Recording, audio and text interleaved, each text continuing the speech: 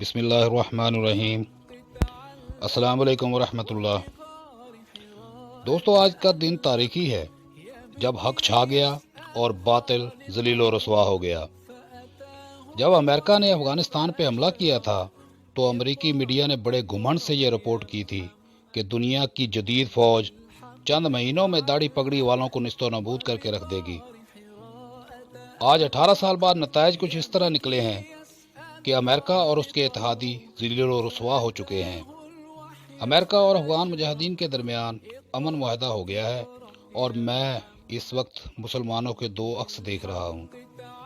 ایک وہ جنہوں نے اللہ کی آیات پڑھی اور کفار کے سامنے ڈٹے رہے، آج ان کے لیے سٹیج سج رہے ہیں، آؤ بھگت ہو رہی ہے۔ اور دوسرے وہ جو صرف دعاؤں پر انحصار کرتے رہے ہیں۔ کیا عراق، شام، کشمیر، فلسطین اور بھارت کے مسلمان اس بات کو نہیں سمجھتے کہ اپنی آزادی کے لیے لڑنا پڑتا ہے؟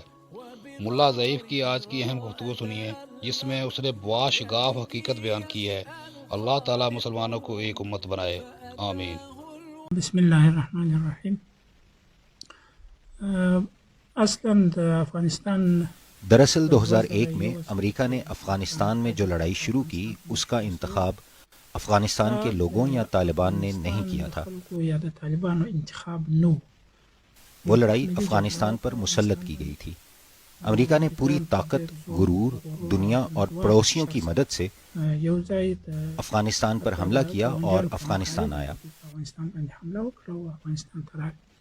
میں یہ نہیں کہتا کہ طالبان نے ہار مانی، بلکہ امریکہ نے ہار مانی ہے۔ 2006 تک امریکہ اسی غرور میں مبتلا تھا۔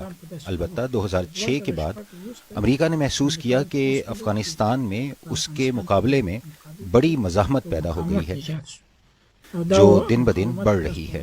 2008 میں امریکہ اور دنیا کی سوچ میں تبدیلی پیدا ہوئی کہ افغانستان کو طاقت کے استعمال سے نہیں چلایا جا سکتا، بلکہ ایک سیاسی عمل کی ضرورت ہے۔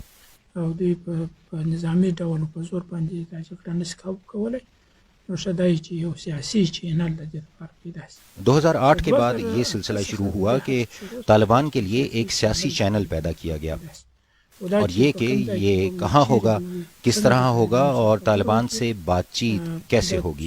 اس سلسلے میں سعودی عرب، متحدہ عرب امارات، انڈونیشیا اور پاکستان کو کردار ادا کرنے کا کہا گیا، لیکن طالبان نے وہ سب کچھ اس طرح نہیں مانا جس طرح امریکہ چاہتا تھا۔